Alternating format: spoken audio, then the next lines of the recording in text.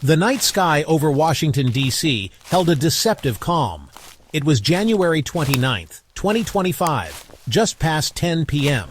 The air was crisp, visibility clear. At Reagan National Airport, the usual nighttime bustle of arrivals and departures continued.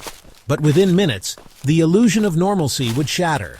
American Airlines Flight 5342, a CRJ-700 jet carrying 64 souls, was on its final approach. Unbeknownst to those aboard, a U.S. Army Sikorsky H-60 Black Hawk helicopter with 3 soldiers shared the same airspace. What followed was a horrifying collision, a tragedy that claimed the lives of all 67 people on both aircraft.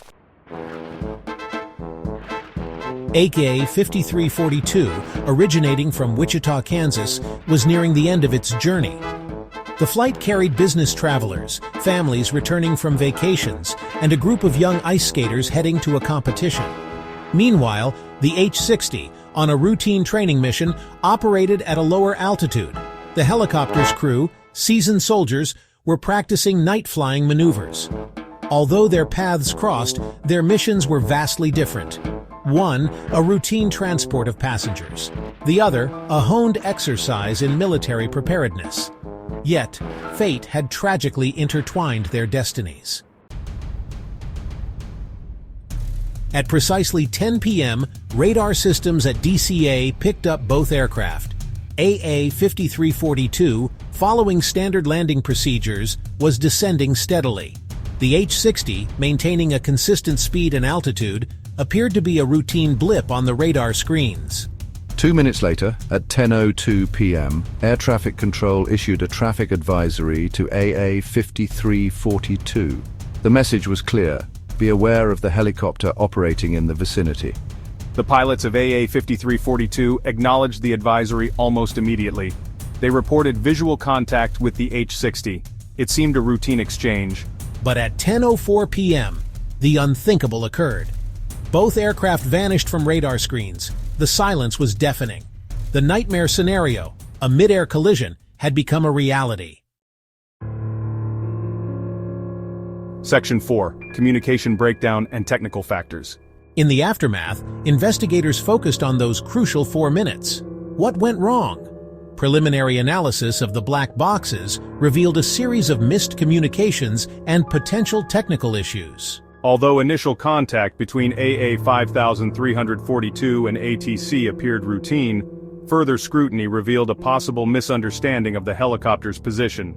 The H-60, communicating on a different frequency with military controllers, might not have relayed its precise location to civilian ATC in a timely manner.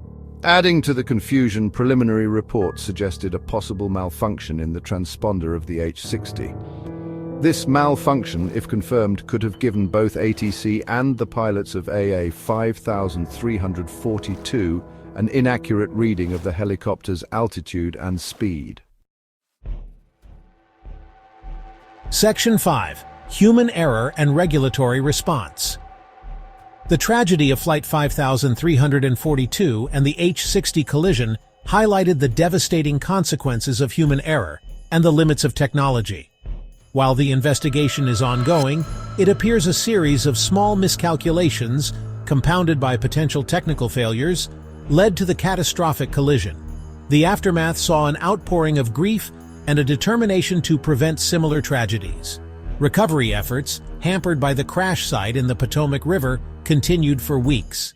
The names of the victims, including the young athletes, families, and dedicated soldiers, were etched in the collective memory of the nation.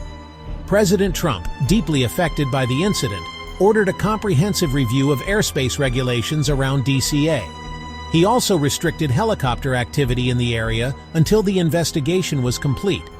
The loss of 67 lives served as a stark reminder of the fragility of life and the constant need for vigilance in the skies.